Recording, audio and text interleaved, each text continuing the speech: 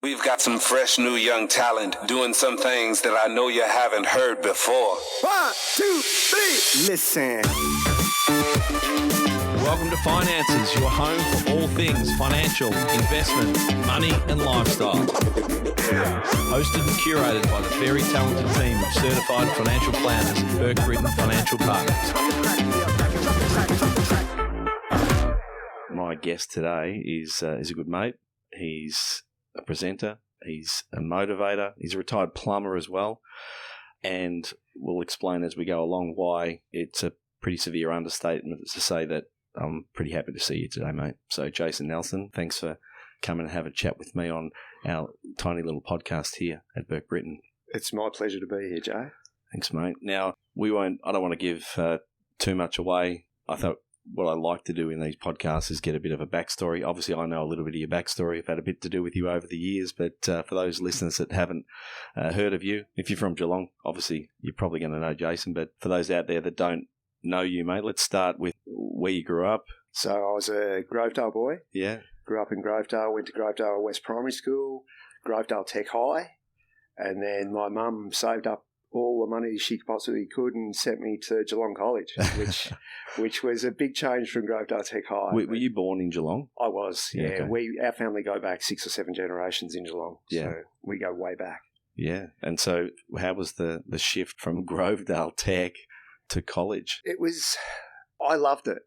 It was really good. I really enjoyed my time at Grovedale, and I really enjoyed my time at college. I'm just that sort of person. I enjoy the company of anyone. As long as they're good people, I'm there. That's a good caveat, as long as they're good people. Yeah, exactly. Yeah. And there were a lot of really good people at both the schools I went to, so I was very fortunate. And getting to play cricket on turf at college, for me as a mad cricketer, loved it. So obviously sporting, I know, but a lot of people out there won't know that you're a sporting mad family. Where did your interest in sport come from originally? You're a mad cricketer, but were you also playing footy as a youngster? Yeah. When did you first start playing? Yeah, so I played juniors at Newtown. So Boo. yeah. So I played juniors at Newtown. I was one of the only guys, actually. We had a really rough trot trying to get juniors to play. Yeah. There were days we had 10 turn up to play back in the 80s. And I played there from 82 through till 88. And I think there was only myself and I think Grant Dunlop and maybe Andrew Rose were the only 3 that actually played all the way through. Yeah. How old are you, Joe? So I'm about 53. 53. You're about 53. Yeah, I'm about to turn 53. I'm about to turn 53. Yeah. So I played footy at Newtown in my junior sides, I had Nigel Austin played, Stewie Higgins, a few guys that most of you would have heard of. Justin O'Brien played there with me. Yeah. Simon McDonald. Yeah. A lot of guys that are very well known around the place. So interesting side note, and we might not have ever talked about this. I played at Newtown briefly for 1 year. So my first year was at Newtown under-13s under Mel McIntyre with... the toughest man in the world. So Red was still the same size as he is now. Yeah. But another useless bit of information was that Clayton, my older brother, at some point, I think it must have been when there was difficulty getting the juniors together, there was a merger. There was I don't know whether it was a brief merger of the Bell Park and the Newtown junior side. So I've got a couple of photos of Clayton in Newtown garb at Newtown playing for a composite Newtown Bell Park team. So, yeah, right. I don't know whether so Clayton he'd be 4 years older than me, so that would have made him 49. So, and never know, might have crossed paths. Yeah. He probably spat on you or did something inappropriate in his time. But anyway, Newtown. Having spent a bit of time in Newtown, having lots of mates there, it's like Bell Park, who I'm involved with, it's a great community club. Yeah, absolutely. Yeah. And then I moved on and played. A few of my mates from school went and played at Amos, so I moved down to Amos. Yep. And that's, I guess, I've spent most of my local footy time with Amos, particularly with the juniors, over the last 10 years. So I had some amazing times down there with the boys. And I had a crop of boys that started at 9-year-old and went right through to under-19s. And I stayed with them all the way through. Yeah. And it was magic. We won a few premierships along the way. And, the bond between us all is like a life bond. I haven't seen a lot of the boys for a few years, but now that they're all grown up, it'd be great to catch up with them and have a beer with them and just to really celebrate the premierships that we won. Yeah, and you still have a bit to do down at Amos? Well, I did up until I got sick, and COVID, like obviously COVID ruined 2 years previous to me getting sick, and then so it's 3 years basically wiped out of my local footy life. That I just lost interest because there was just nothing happening. My son was playing a little bit down at Amos. Yep. He was struggling to get a game, but he was enjoying it. But he's given it away now. He had too many concussions, and it just wasn't worth it in the end. Yeah. So the old concussion blight is not a good thing in a young mind. No, definitely not. Yeah, I definitely have a different view of football today than I did when I first played. I love footy, but yeah, I think differently about the impact on that, particularly on kids. But anyway, that's probably another podcast in its own right, mate. Absolutely. So back to your childhood and the move from Grovedale Tech through to college. You played some cricket there. You're pretty good at cricket by all accounts. Is that right? Put it this way, I was a big hit for my size. Yeah. So I plundered quite a few blokes and upset quite a few bowlers over the years. I had an ability to be able to hit a six off a first ball, and not many guys can do that. But I had the courage and the power to do it. And I remember there were days where I'd almost have kids in tears because I'd hit the ball that hard that if they tried to catch me, I'd virtually break their hands. Yeah. Right. But then, and one of my great memories from college was I rode my bike every day from Grovedale. So I used to ride from Grovedale all the way to Newtown with all my school gear and my cricket bag on the back of my mountain bike. Oh, the good old days. I had the strongest legs going around. Imagine if you told your kids to do that today. I know, absolutely. It's a good old world thing. No one would believe me. But they were good memories. I used to pick my cousins up. They lived just off South Valley Road, and so I'd ride from Grovey to South Valley Road. Then we'd ride together. It's a shame you don't see kids riding to school as much. Now, there's not even any bike racks up at Kadinia where the kids go to school. They're just not expecting that they're going to ride at all. Exactly. So you finished school. What did you do after school? Did you go to uni? What did you do? I did. I went to uni for 3 months, believe it or not. I did education and at Deakin, but after 3 months I realised that it probably wasn't going to be for me. I would have been a really good teacher, and in the natural sense of the term. I had a great affinity with kids and I'm a good communicator, but the child psychology they started to put us through, it was like, this isn't for me. This is going backwards. This isn't going forward. So I just realised that it wasn't going to be my thing, and I got a phone call from Bluey Hampshire, who used to play for Geelong, played for Footscray and coached Footscray before Mick Malthouse, and he ran a successful plumbing business. And I'd done voluntary work experience with him over the years as a kid, and I got a call from him to say that I had a job with him if I was ready. So I ditched uni, went and worked for Bluey for 4 years, and he was a great boss. He was a great mentor. He was a hard man, but he was fair, and he taught me so much. And believe it or not, so the reason I'm sitting here with you today is that in 1990, Andrew Buse was working for Britton Financial. Yep. He was not doing he was like a work experience kid with him. Andrew was. Yeah. He did a 3-day course. Yeah. And they sold him this pack called AMPAC.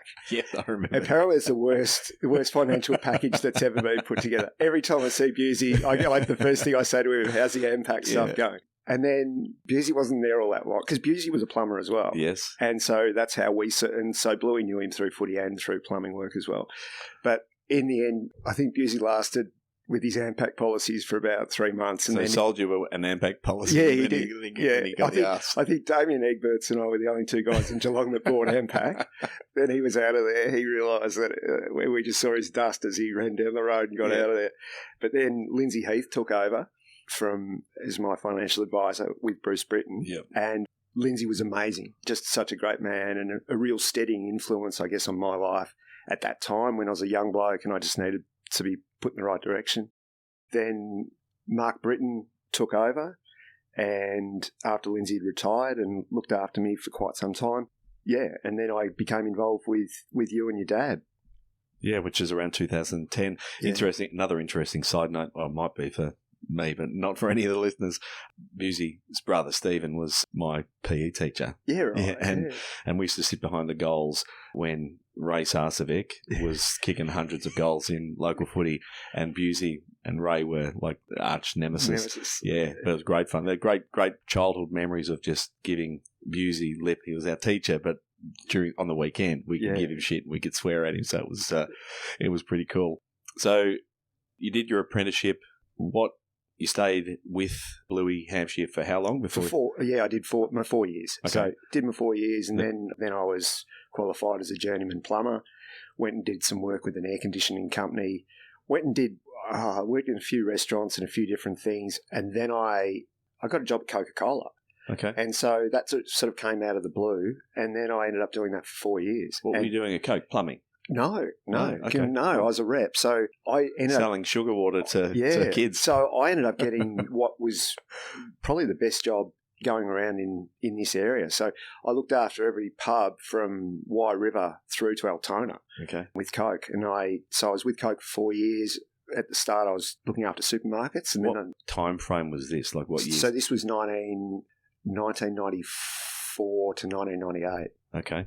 Yeah. And then 1990, they kept on restructuring, and I got sick of it because I was into customer service and looking after my clients, and yet they were trying to pull that back, and I could see that they were just getting annoyed, and they were such good people, and I couldn't handle it. So I got back into plumbing again, worked for a couple of people and did some subcontracting, and then I started my own business. What year did you start your own business?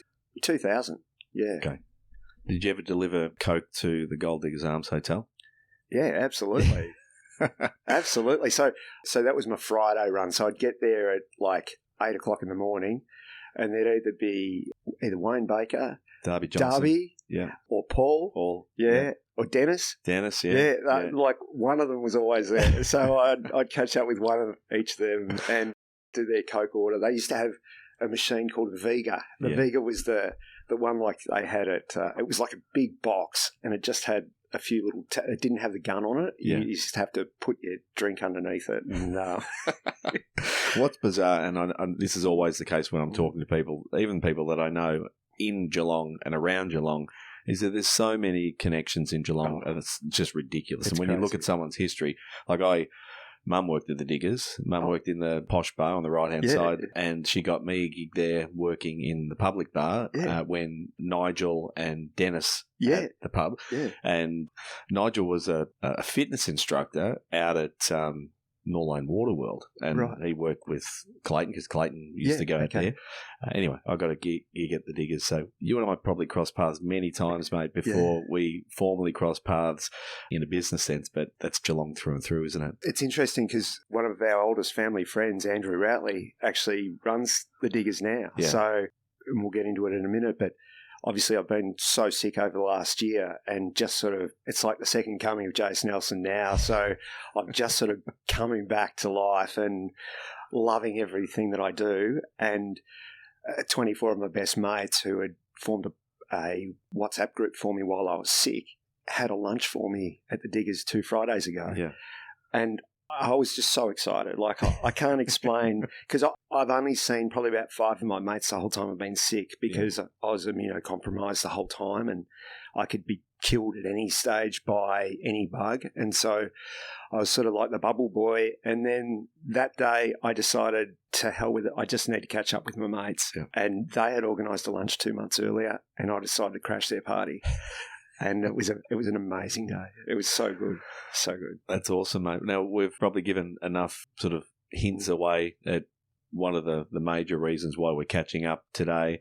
Maybe if I go back just a little bit to, I think it was probably a text message or a phone call that I got from you, which came with some pretty devastating news. Do you want to maybe talk about what that news was and how you felt at that time? So yeah. Remember it clearly. So Friday the 13th of May 2022, and I got a call at 6:30 in the morning from pathology to say, Jace, you need to go straight to the ED at Geelong Hospital. We're waiting for you. We've got a haematology nurse waiting for you. We've got a room for you. You are really not well, and you need to admit yourself straight away. Just don't stop. Just come straight in. And I remember on the morning, my wife had called in sick to work because she had a cold, and it was during COVID, so it was just really hard. And I'd been sick, so I'd had a really bad chest infection for like 4 weeks, and I hadn't been sick since Geelong had won the 2007 premiership. That's how healthy and fit. That's how you measure time, mate, in between premierships. Yeah, exactly. Well, that was the first of them. And so I've been one of all my mates, I've probably been one of the fittest and healthiest of the lot. And so I went in there, I had one of the nurses took some blood from me again in the hospital just to double check everything. And then I had 6 haematologists walk in the room, and haematologists are like an entourage. They come in sixes. They've all marched into the room, all stood around me, and basically Steve Young, the head haematologist on the day, just looked me in the eyes and he said, "Jason, your life's about to change forever. We've diagnosed you with a disease called AML, which is a form of leukemia, acute myeloid leukemia. It's really aggressive. It's got an 8-week cycle. You're in week 5. If you had to come in week 8, you'd be dead." And so it was a bit of a jolt, but at the same time, I'm always prepared for anything in life. And I knew that, well, financially with you, you'll be able to vouch for this, that I've always maintained that if ever my day of reckoning came, that I wanted to stare everyone in the eye and go, everything's going to be fine for my family, which I had done to the nth degree, to the point of almost arguing with you at times to up it rather than down it, which isn't normally what happens between a client and a financial advisor. So I had always made sure that was right. And so that, I guess, gave me the strength to then prioritise what was going to be really important to me in getting through everything. And I think for me, I've seen a lot of people get sick, and the hardest thing for any of us to deal with is when you get closed out. So I decided right there and right then, as Steve was reading me the riot act, that I was going to make this an amazing journey for everybody to go on with me to help support me, because I knew that I was going to be in for a hell of a ride. I had no idea what, but I just knew that it was not going to be pleasant. But I needed everyone in my life to come with me, and I needed to feed them as well with information about what I was going through so that they could actually send me the love that I needed to get through everything. And so I created, it was like a wave of love, I guess you would say, and support in positive forms. So I didn't want anyone coming in crying. I told everyone to come in and have a laugh with me, and I decorated my room completely with photos of my family and my friends, and had Jeremy, the religious guy at the hospital. I found out, one of the nurses tipped me off that Was this at St John's? No, this is at University of Geelong. Okay, yeah. So Jeremy is sensational on the guitar, and he has got a great voice, and he can also teach. So good mate Mark Blunt gave me his spare guitar from People's Poets, and Jeremy said about teaching me how to play guitar. And I must admit, I didn't get too far with playing the guitar, but the spiritual side of me trying to learn how to play the guitar was just, I was so excited when I saw Jeremy's feet come under because he had a curtain on your door, and I recognised everyone's shoes. And so when I saw Jeremy's shoes come through the door, I went to a next level. I was so excited. And he'd come in, and if I was having a bad day, and I had a lot of bad days, he'd just sit there and play Pearl Jam for me, or he'd play Chili Peppers, or whatever I wanted. He'd just play it, and I'd just sit in the corner and either laugh along with him or cry, depending on how the day was going. Because there's days, as positive as I was, there were days where you just have everything taken away. Everything, so when you get leukemia, you have everything taken away from you, because you've got to be pretty much in isolation, because you can catch anything. Like, you lose all your immunity. So once you start getting the chemo, what happens is you lose all your neutrophils, which are the white blood cells that actually save your life. So I was in a situation where I was immunocompromised, where I could catch anything from anyone, and it would then multiply out in my body like nothing else. And if I got a cold, it could kill me. And so everything was a big deal. And so I just needed to set about distracting myself as much as I possibly could to give myself the mindset to be able to get through what was facing me. And obviously, as you can imagine, telling my mum and telling my dad and telling my brothers and telling my best friends who are like my brothers, that was so hard. And I kept myself together because I knew that none of them would. And so I was able to get myself into a zone where I was just very forthright. I told them exactly what was going on at all times, and we worked our way through it, and everyone gave me great support, like the amount of messages that I had. So the other thing that I had to do when Steve gave me the diagnosis was I had to shut my plumbing business down. And as you know, I've done work for you. I had 250 clients that I looked after, and I'd had a relationship with them for over 20 years. And I'd got to the stage where I was so proud of what I was doing because I was now working third generations of families. So to have worked for mum and dad and then worked for the kids and then worked for their kids, that's the stage I'd just sort of got to. And so I'd seen all these kids grow up, and now I was doing their bathrooms for them, and it was just like the ultimate tick to be told, you're now getting to work for the third generation of our family. And so I would walk into these families' homes and just feel like I was part of the family. And so to walk away from that, it was like the fact that I couldn't do plumbing work anymore. And obviously the issue with the plumbing side of things is that dust, bacteria, the stress of what I put myself through, because I was always in demand and trying to get to everything, and I couldn't, but I did my best. I looked after you. You were one of my last hurrahs, I think. Yeah. Thanks, mate. My irrigation's working beautifully now. Good. Thanks for hooking that up. No, absolutely. So I guess there was just so much going on, but it was a matter of trying to just find things to distract myself. My friends and family certainly did that for me, and then I created other things as well around me, that particularly the WhatsApp group that my mates formed, and also my brother-in-law helped me form what's called a lifeblood group, where we decided that we're going to start trying to get people to donate blood. Because I didn't realise this, but when you're a leukemia patient, you require a lot of blood, red blood and also platelets. So up until this point in time, I've received 26 bags of red blood in transfusion and 7 bags of platelets. So platelets are the ones that, so if you cut yourself, they stop you from bleeding out to death, basically. So when you're in that neutropenic stage after your chemo, what ends up happening is you lose all your platelets as well. So if you were to cut yourself, you essentially become hemophiliac. Yeah, okay. Exactly. That's exactly what happens to you. So like over the course of my treatment, I've had the equivalent of one of those big rubbery buckets at Bunnings that hold 45 litres. That's how much chemo has been pumped through me. So I lost all my brain function at one stage. I couldn't, my wife had to take 8 months off work to look after me. I was a total invalid. I couldn't really walk. I shivered. I shook. There was shivering and then there was shaking. They were two completely different things.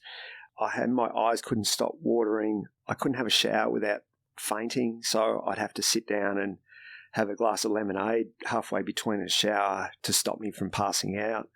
Just constant vomiting.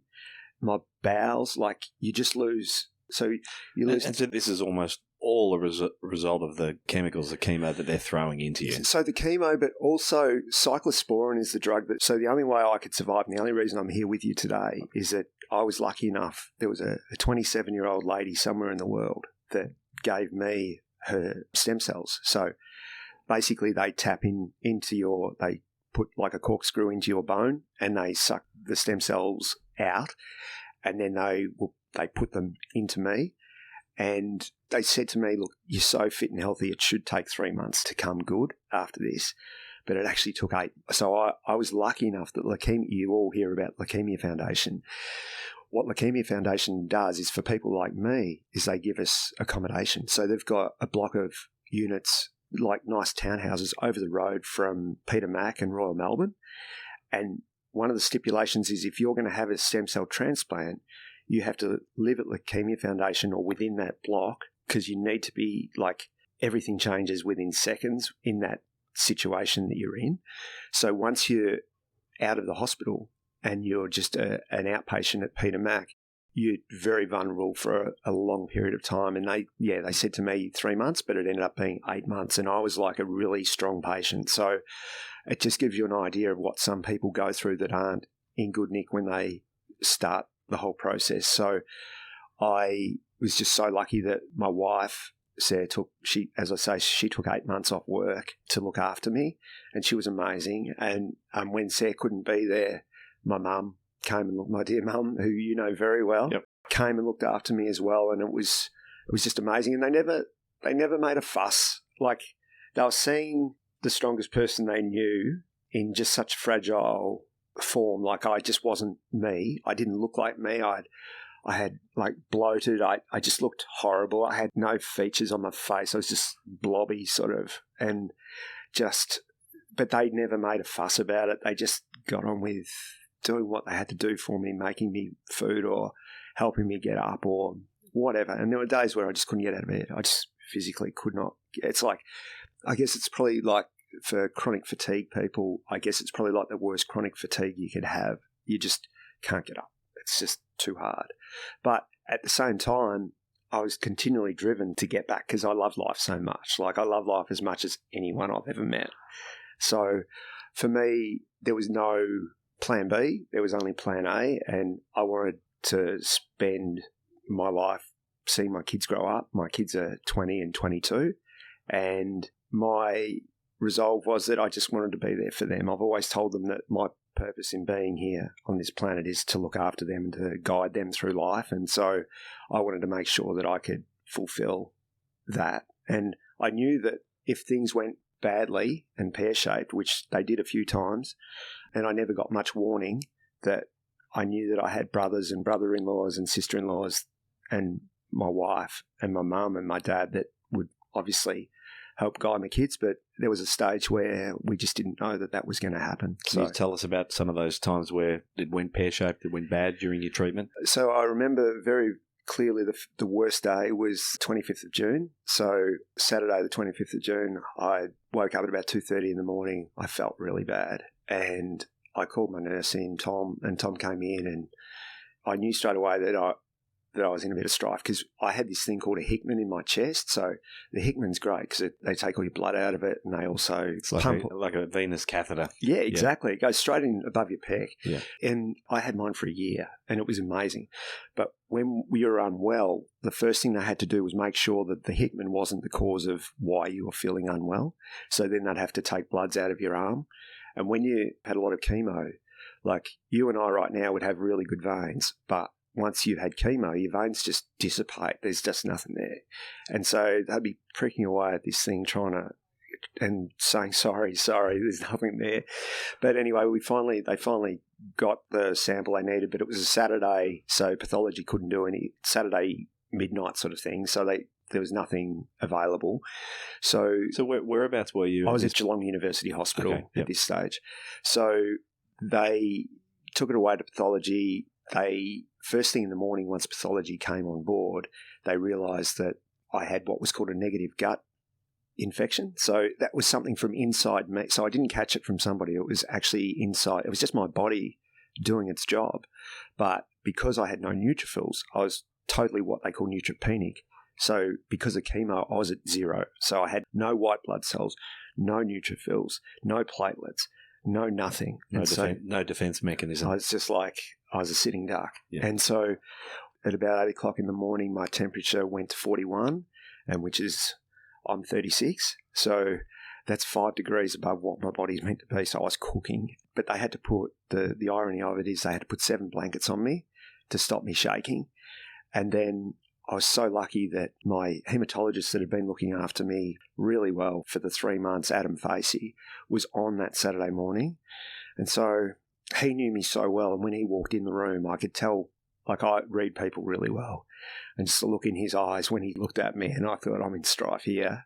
I need to really grit my teeth and hope for the best. He didn't have a very good poker face that day. No. Yeah, you become like mates with the doctors and nurses. There's some amazing people. I had some of them might be listening, and I just had the best relationships with them, and they used to come and just visit me and say good day because the vibe in the room was pretty good. So it was always a place that I guess they like to come and visit. But this morning, Adam had to do a couple of, I guess, they gave me antibiotics for everything they could possibly give me, and they were giving pumping. I'd never seen them before, but they bring in these bottles, glass bottles of like adrenaline, and I could see them just siphoning out into me. And at one stage, I had 10 doctors in the room. So I had 4 ICU doctors, and I had the 6 hematologists in there as well. And they were trying to decide what was going to happen because I was losing consciousness and I couldn't stay with it. And I knew that if I went under, then they wouldn't know whether or not the antibiotics and penicillin was actually working on me.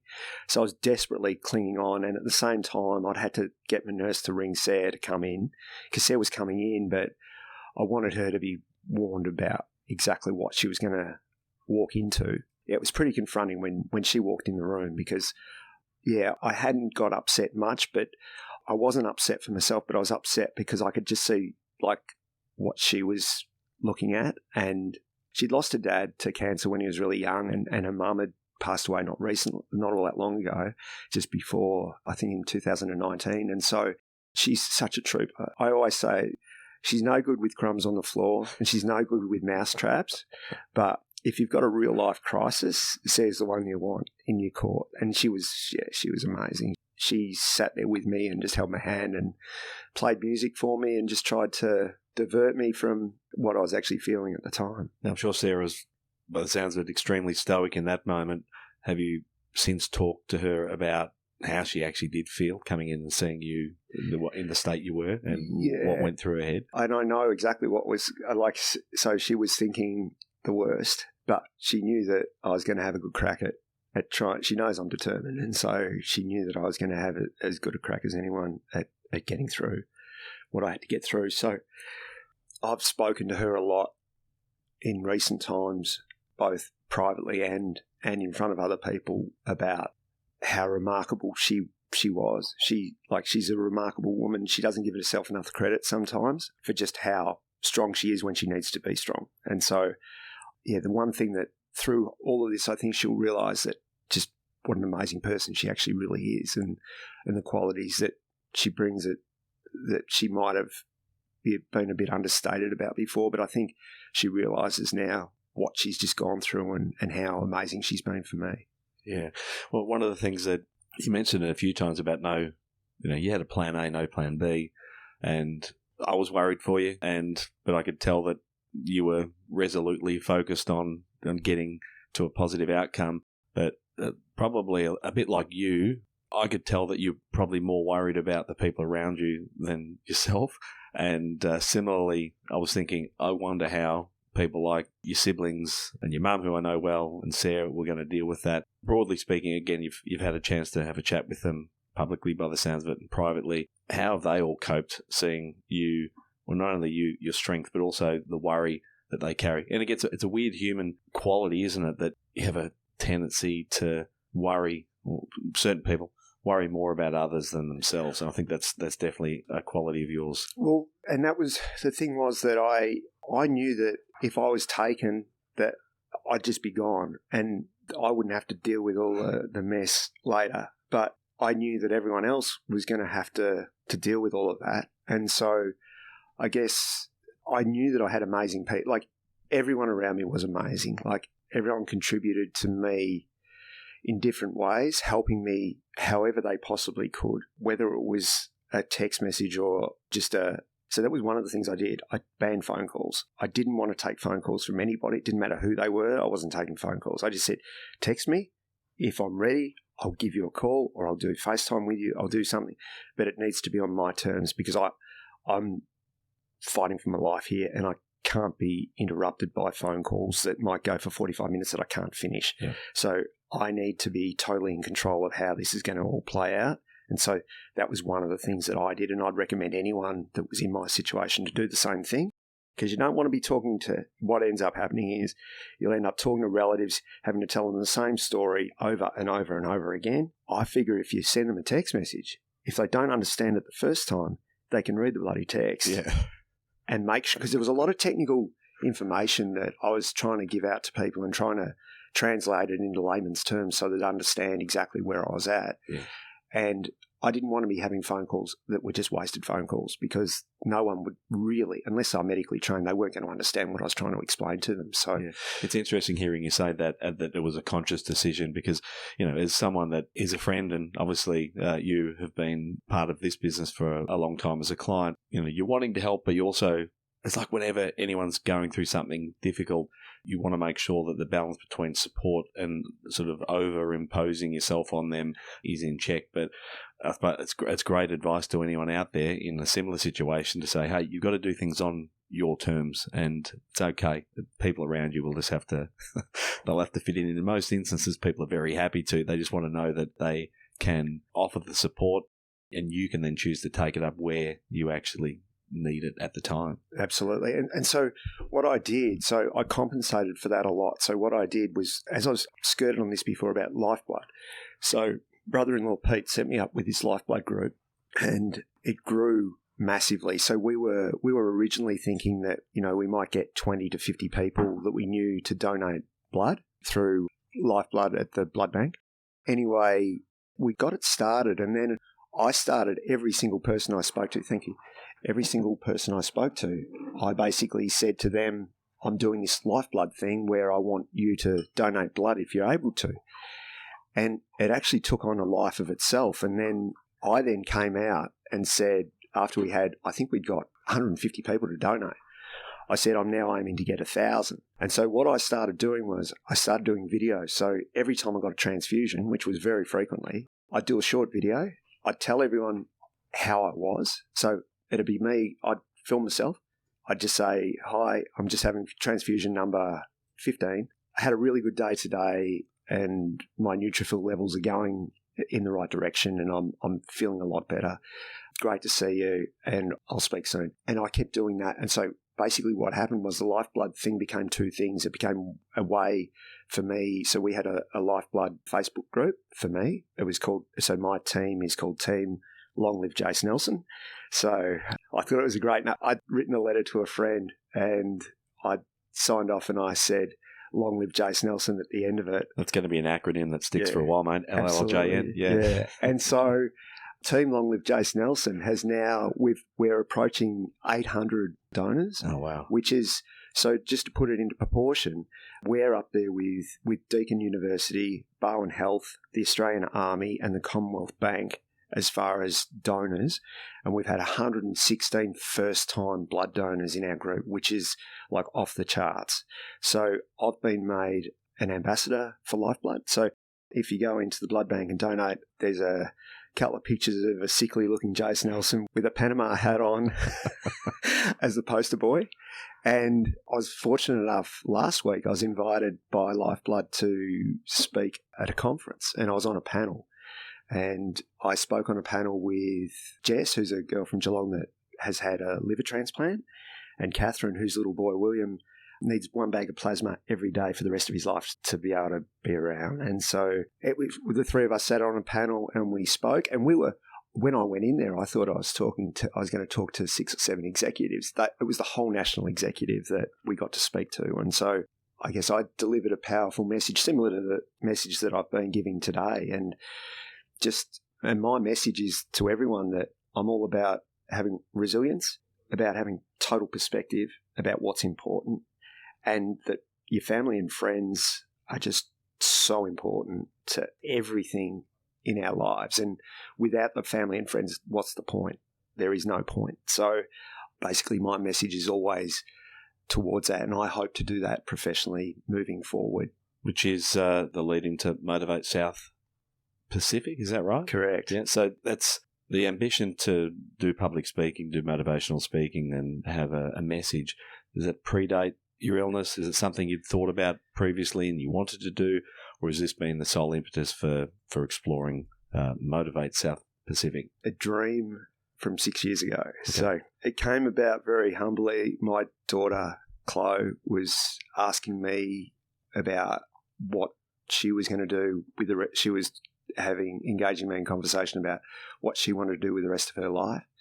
And she was telling me how she'd love to be in fashion design, which is exactly where she's headed at the moment. And then at the end of that conversation, so she would have been in about year 10, I reckon, at school back at Cardinia. And she said to me, Dad, what are you going to do? And I said, sweetheart, I'd love to be in public speaking. I said, I'd just love to be able to be out there and spread a message. I knew I've always been able to communicate and I've always had a message, but I guess it wasn't until I got really sick that I guess I had another layer to what I was able to actually put out there for people. So the great thing is now that when I tell my story, I'm very brutally honest about everything that happens, and nothing's off limits. So I take everyone on a ride. They get to feel what I felt as much as possible, and it's quite graphic. But at the end of the day, if I then have question time at the end, they're then able to come back and ask me how I dealt with this or how I dealt with that. And I find that it's really good. I spoke up at Geelong College the other week to the boarders. So I spoke to a group of 90 students up there and teachers. And it was amazing because I spoke for about 20 minutes, but then I had 15 minutes of question time from kids. Like they were really really curious. And the way I'd presented it to them, I don't think they'd had people that were willing to open themselves up as much as I did to them. And I spoke with them. I didn't speak at them. And I told them some great stories, and I gave them a bit of bait along the way to ask questions about later. So I had some amazing moments while I was sick, where at one stage my mates on WhatsApp had decided they were going to have a competition, and the competition was that they had to get me the best get well message they could possibly get me, but they weren't allowed to pay for it, right?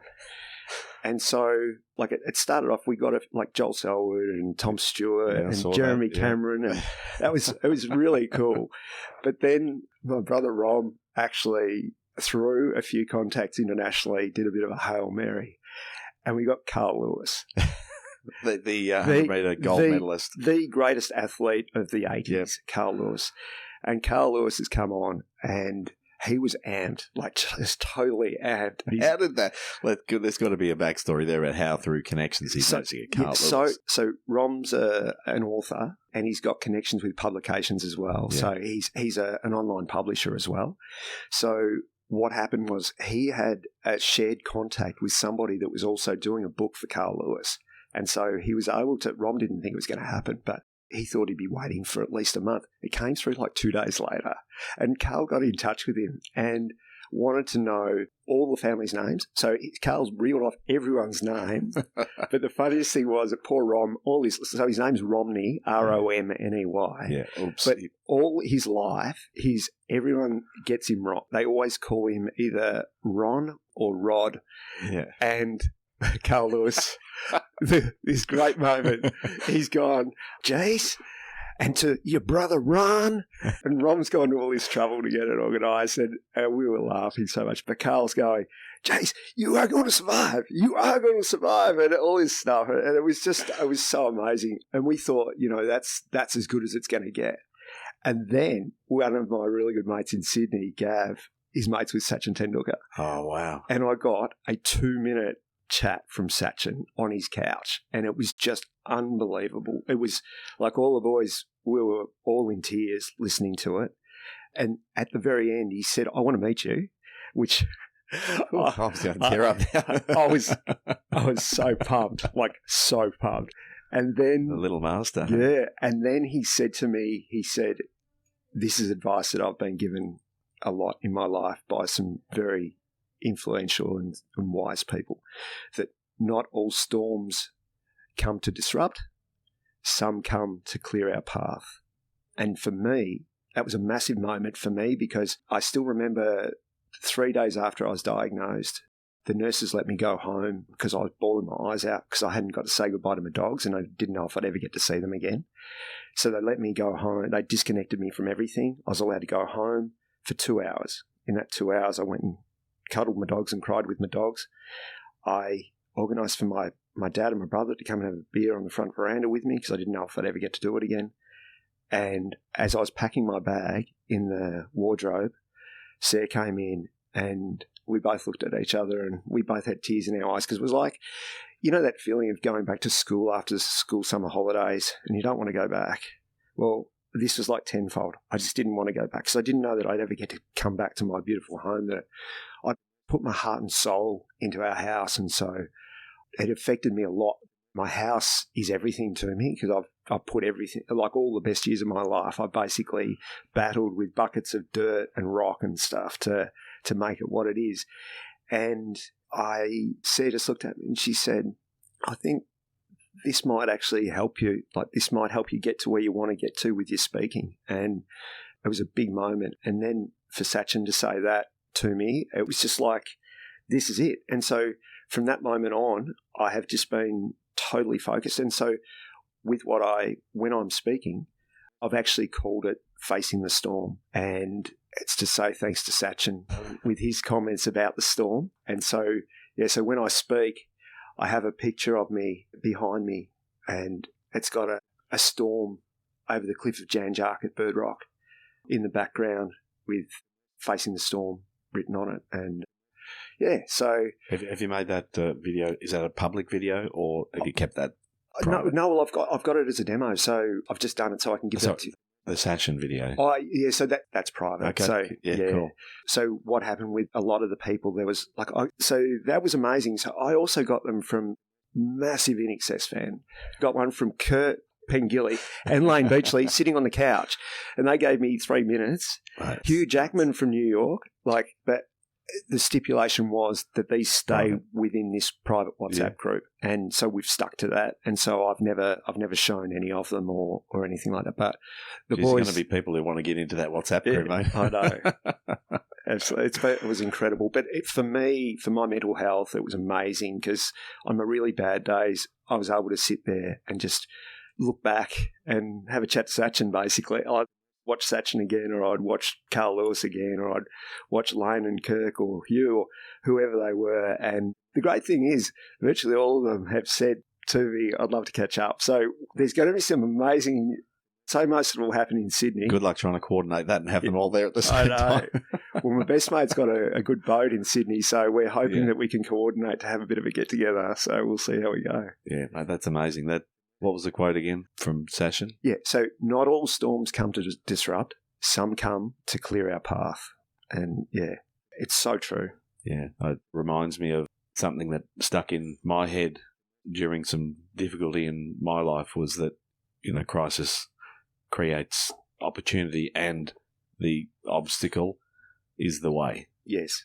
The obstacle in front of you is the direction you need to head. That's right. And it's, I suppose it's very easy to talk about that theoretically, and it's great to see it's great to see a wonderful quote, but to actually live it and experience it. And I think the thing that stands out for me, which I probably haven't told you enough or at all, is just how much of an inspiration your battle and your attitude has been. Like, it's freaking unbelievable, mate. Like, it fills people who listen to you, and even just, I enjoy getting your text messages, mate. I like reaching out and checking in on you, and your positivity and the focus you had on making this a positive experience, not only for yourself but for the people around you, is an absolute inspiration. I said at the start, it's an absolute understatement for me to be happy to have you here because, I've worked in oncology before. And when I hear the diagnosis that you've got, not only my feelings, but also my knowledge and understanding of the condition, the cancer that you had, it worried me. It's great to have you here, mate. It's great to have you here. Yeah. It's amazing, going through all of that, I've got this new chamber in my brain now. And so I think that's a little bit about that neuroplasticity you're talking about, which was, I suppose, things like the guitar, so important to actually use a different part of your brain, but you're forced into a situation where you have to use a different part of your brain. Your brain's functioning on a different level. Yeah.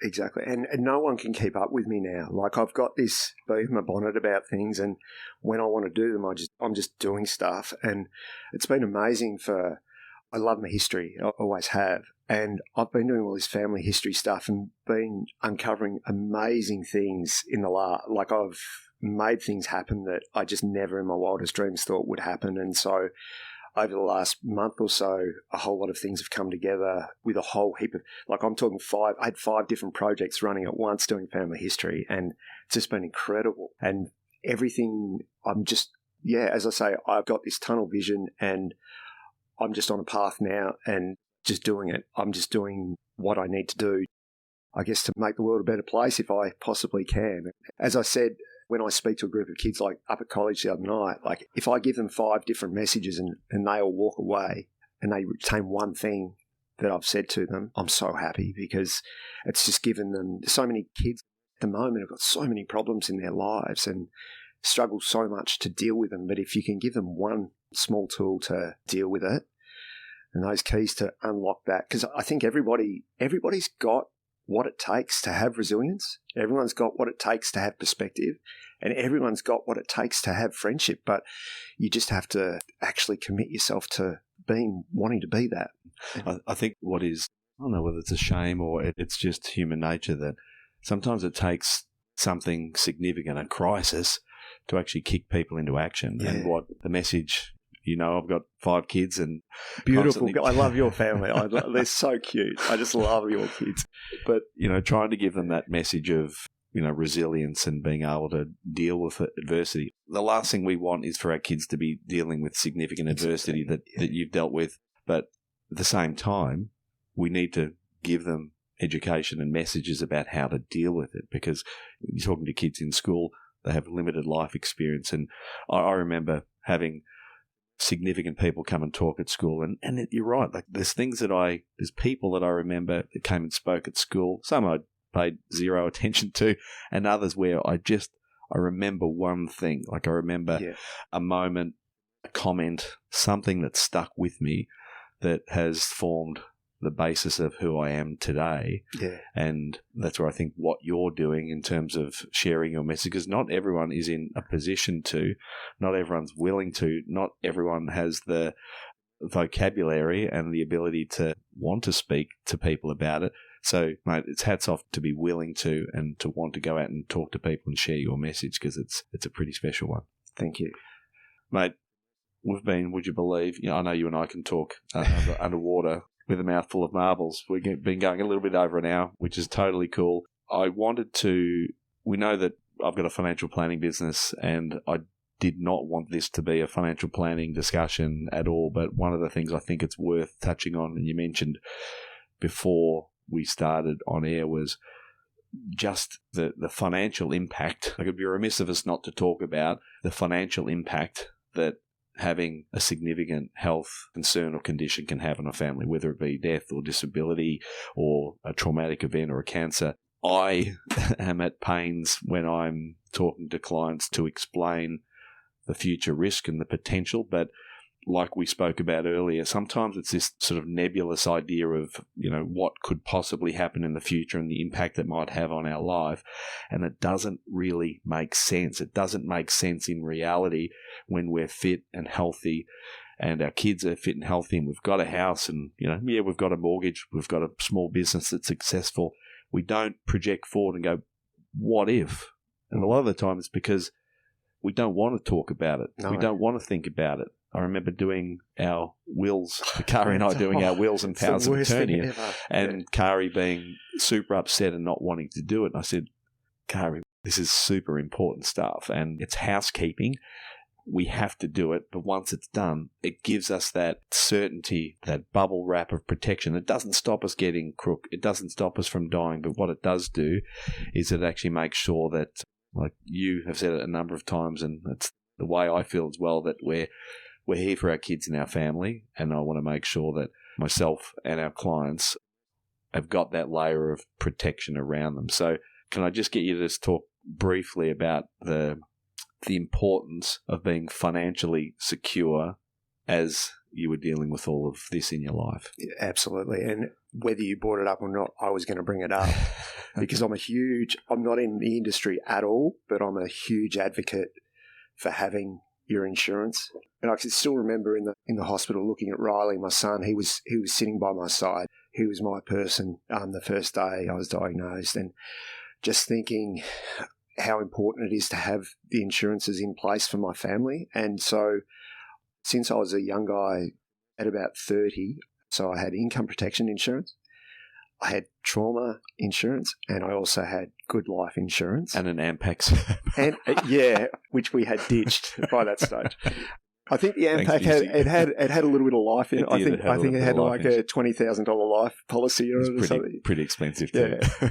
So I'll just go through it really briefly in layman's terms that everyone will understand. So the income protection insurance, what happens is, most of you probably aren't aware, but if you get really sick at work, your boss is only really there to have to look after you for your sick leave. He doesn't, if you're working as a plumber, for instance, or a chippy for somebody, and you find that well, either you have a really bad car crash or you have something like what I got, some form of cancer or a heart condition or whatever, your boss isn't entitled to he doesn't have to pay you for the rest of your life. He might be a really good boss and pay you for 6 months, but after that, you're on your own.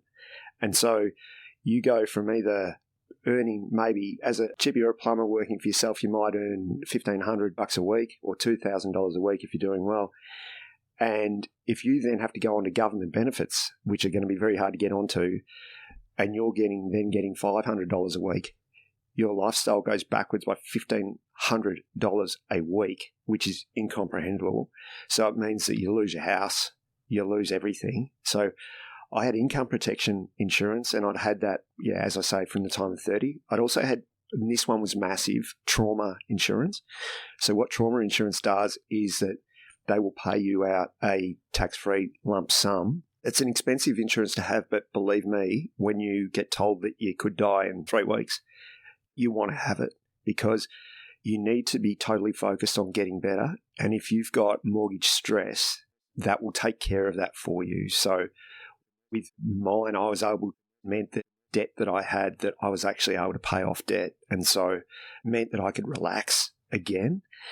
And I guess finally, the life insurance is also just such a massive thing because if you're lying there and you don't know that you're going to survive, you want to know that your wife and kids are going to be okay for good. And if that's how I leave my legacy in this world, well, that was going to be it. And I knew that they were going to be okay if I did go because I just didn't know if I was going to survive. As I'd said to you in a couple of phone calls that we had, I don't know what's in store for me. I just have to go day by day or minute by minute and hope that I get through. So all those three things, they're all expensive and they will all cost you like an overseas holiday every year. But I can tell you right now, if you do have your moment of reckoning where you're facing a big black tunnel and you don't know what's going to happen next, you want to know that you have got that support. And you don't want to be leaning on your friends. Like we've all got great friends that can help us out, but that's not what you want. You want to be most of us are proud people that want to be able to sustain ourselves. And so I was always determined to be able to do that. And so the great thing is with this insurance, it's meant that I haven't had to lean on friends financially to get myself and Sarah and the kids through what we've been trying to get through. Yeah, that you mentioned a couple of things there about sort of the lifestyle that you have. And I've said it multiple times probably to you in the past as well, but like financial planning is not really financial planning at all. It's lifestyle planning. It's life planning and thinking about how things will actually impact your life. It's not necessarily about how things will be financially, but when you do have a situation like you've experienced, and unfortunately I've been on the other end of or had clients with situations that weren't as financially prepared as you, and the outcome is horrific. Like the need to have, first of all, to have a loss of income that you can't replace. The second one being that you need funds for medical expenses and you have to start liquidating assets or leaning on friends, or it is not a position that we want people in. And to your point around, cost and the like, all I'd say to anyone out there, not in a similar situation to you, because by the time you're in a situation that you've been in, it's kind of too late for insurances. This is the other thing that we need to be thinking about this well and truly in advance, but just go and speak to someone. Like, just have the conversation, talk to your loved one about the importance of having the basics of your insurances and your estate planning together, and then just go and see someone, go and have a conversation with someone that you trust. If you don't know someone, then talk to a friend who's had a good relationship or a good experience with someone. Chat with Jason Nelson. He'll give you a good financial advisor to go and see. Absolutely. Mate, is there anything else that we haven't covered off on today that you wanted to? You're wearing a hat. It's not that sunny in here today. You want to give a shout out to another friend and another organisation that's doing great things in Geelong? Absolutely. So my cousin Penny Stanley, she runs an organisation called Zoe's Fight. And so for the started back about 5 years ago when we had the first of Zoe's Balls. And Zoe's Ball was held, unfortunately, it was actually down at Barwon Edge, an amazing setup. And I've heard that they've only closed down in the last few weeks. And we had an amazing event there and that got everything started. And I I was fortunate enough I actually met Renee Enright on the night, and we hosted the night, and it was amazing. I've only ever met Renee twice. Both times have been hosting Zoe's ball. And so the last one we had that I was able to do was out at Mount Anita State, and it was like a grand ball. It was amazing. It was just the best feeling in the room. Everyone was really excited, and it was just pre-COVID, so it was one of our last hurrahs. Anyway, obviously the ball got cancelled the last few years because of that. Last year, I was ready to come back and host, but I'd been sick, but I was desperately trying to get better. This is before I was diagnosed. 2 weeks before I was meant to host, I got diagnosed with AML, and I was actually at the stage where I was coming down off my chemo, and I was so sick that I just wasn't me at all. And luckily, one of my really good mates, Andy Mathers, who was a very capable man, took over and hosted the night for me. That was one of my great stresses when I got sick, that I couldn't actually host the ball. But so this year it's going to be at the Geelong Footy Club. I think it's on the 14th of October. And so we basically we celebrate Zoe's fight. So Zoe would have been, I think, 11. She had just the worst brain cancer for a little girl to have to go through. And it was such a tragic thing. She was a beautiful child. And so we all, as a family, try and do everything we can to try and help. And it's an amazing night. Like, we try and create an atmosphere of just fun and have a great auction, great silent auction, and we try and keep everyone entertained all night. And everyone gets dressed up. It's a great do. So looking forward to it in October. It's great, mate. We actually had Penny on the podcast a few weeks ago. I haven't actually released that podcast, but I'll get that out and make sure that we get lots and lots of attention around the ball in October. Yes. Yeah.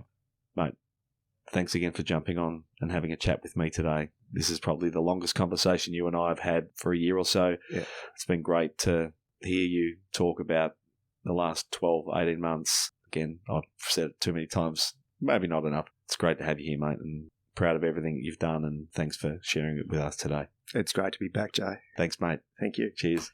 We hope you enjoyed today's episode. If you're keen to understand more about how financial advice could benefit you, follow us on Instagram, Facebook, and Twitter at Burke Britton FP, or Google Burke Britton Financial Partners. Check out our client reviews, testimonials, and make a time to meet one of our certified financial planners by clicking Book Now on our website. Thanks for listening. Any information contained in this podcast is of a general nature only. No account was taken as to the objectives, financial situation, or needs of any particular person. Therefore, before making any decision, listeners should consider the appropriateness of any information with regard to their particular objective, financial situation, needs, and seek independent advice from a licensed professional specific to their circumstances. All right, hit it. That translates to, don't be a moron and act on what some random person says on a podcast. Take personal responsibility, do your homework, ask questions, and speak to an actual human that knows what they're talking about before you do anything. PB Financial Solutions Proprietary Limited, trading as Burke Britton Financial Partners, are authorised representatives of AMP Financial Planning Limited, AFS, licence number 232706.